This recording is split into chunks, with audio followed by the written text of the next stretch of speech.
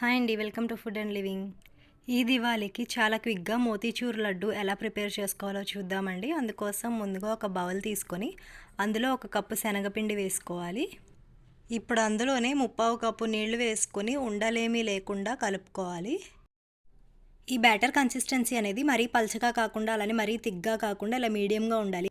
Next ఇప్పుడు stove మీద ఒక బాండీ పెట్టుకుని అందులో ఆయిల్ వేసుకోవాలి. ఆయిల్ హీట్ అయిన తర్వాత మనం కలిపిన బ్యాటర్ అనేది అందులో కొంచెం కొంచెం వేసుకోవాలి.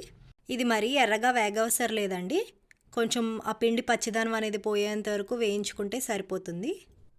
అలా మిగిలిన పిండి కూడా ఆయిల్లో వేసుకొని ఫ్రై చేసుకొని పక్కన పెట్టుకోవాలి.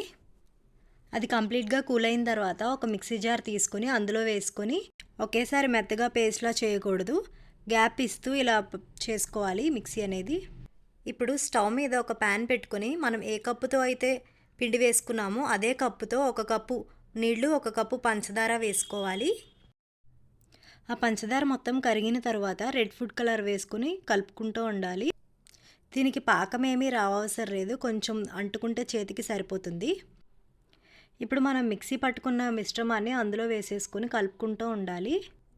ఆ లడ్డు మిశ్రమం మొత్తం పంచదార పాకంలో కలిసేటట్టు వేసుకోవాలి. నెక్స్ట్ ఇప్పుడు అందులో ఒక 1/2 కప్పు పుచ్చగింజలు వేసుకోవాలి. మీకు ఇష్టమైతే ఇందులో వేయించిన డ్రై ఫ్రూట్స్ కూడా వేసుకోవచ్చు. ఈ పాకం మొత్తం ఆ లడ్డు మిశ్రమంలో కలిసేటట్టు కలుపుకుంటూనే ఉండాలి కంటిన్యూస్గా.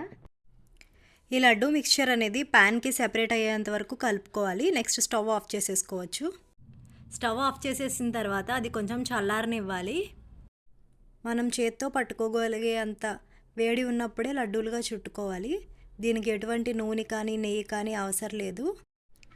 ఇలా అన్ని లడ్డూలుగా చుట్టుకోవడమే. ఈ దివాళీకి బయట స్వీట్స్ ఏమి కొనకుండా ఇలా ఇంట్లోనే ప్రిపేర్ చేసుకోవచ్చు. వీడియో నచ్చితే తప్పకుండా లైక్ చేయండి, షేర్ చేయండి, అలాగే సబ్స్క్రైబ్ చేసుకోండి. Thank you for watching.